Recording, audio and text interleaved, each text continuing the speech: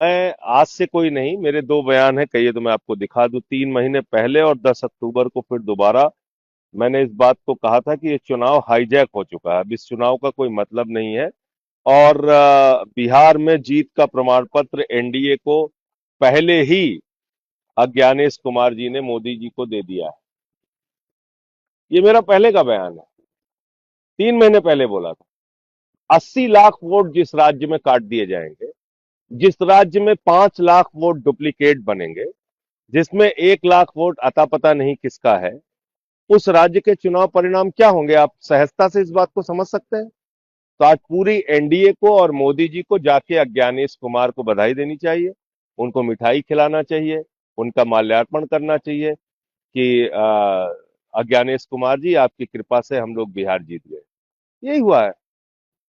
दिल्ली के अंदर 40,000 वोट केजरीवाल साहब की विधानसभा में चुनाव शुरू होने से पहले कट गए थे। दिल्ली के अंदर हमने मंत्रियों के घरों में जहां 3 वोट थे, वहां 33 वोट पकड़ा, 25 वोट पकड़ा, 26 वोट, 15 वोट, 22 वोट, ऐसे ऐसे वोट बनवाए गए थे। जब अलग अलग राज्यों के लोग जाके दूसरे राज्यों में वोट दे रहे हैं, तो क्या चुनाव हो रहा है? क्या चुनाव है ये? तो इसलिए ये तो पहले से ही घोषित परिणाम था। आज उसका इंतजार कर रहे थे हम लोग कि 14 तारीख कब आएगी और कब ये सब चीजें हम लोग देखेंगे। लेकिन बोल मैंने पहले दिया था। इंडिया गठबंधन साहब आम आदमी पार्टी मिलकर अगर चुनाव लड़ती है हमने तो क्या कर सकते नहीं, देखिए, अब हम उस गठबंधन का हिस्सा नहीं है तो उस पे अब ये सारी बातें करने का कोई अर्थ नहीं है। हम 83 सीटों पे वहां चुनाव लड़े, उसके प्रचार के लिए भी गया, और मैंने कहा भी था कि हम प्रचार के लिए जा रहे हैं। लेकिन अज्ञानेश कुमार ने जीत का प्रमाण पत्र मोदी जी को पहले ही दे दिया है। राजद ये के मेरा आज का बयान नहीं है। हाँ।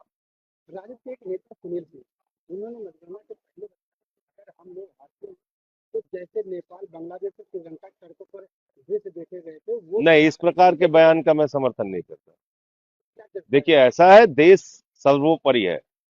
हम जो लड़ेंगे वो लोकतांत्रिक तरीके से लड़ेंगे। हम यहाँ कोई देश को तोड़ने की गतिविधि पैदा करें देश के अंदर, तो वो चीज ठीक नहीं है। हाँ, ये है कि कहीं अगर चुनाव में गड़बड़ी हो रही है, उस पे हम आवाज उठाएं, लड़ाई लड़े, वो तो ठीक बात है। लेकिन हम यहाँ इसको बांग्लादेश बना देंगे और नेपाल बना देंगे, इसलिए थोड़ी हम पैदा हुए हैं। पवन खेरा कांग्रेस के पवन खेरा ने एक सवाल पैदा किया है कि 2,900 किलोग्राम की विस्फोटक सामग्री फरीदाबाद कैसे पहुंची, एक सवाल उठाया उन्होंने। देखिए, ये सारी बातें तो बिल्कुल जायज हैं कि एक तरफ प्रधानमंत्री जी और पूरी की पूरी बीजेपी दावा करती है कि उन्होंने आतंकवाद खत्म कर दिया। वो देश के ऊपर कोई भी आतंकवादी हमला वो युद्ध माना जाएगा। ये सारे बयान तो मोदी जी के हैं। तो अब तो उन्होंने जाके लाल किला, जो देश का गौरव है, वहां पे ब्लास्ट कर दिया। जैसे मोहम्मद का नाम आ रहा है, जो पाकिस्तान का आतंकवादी संगठन है।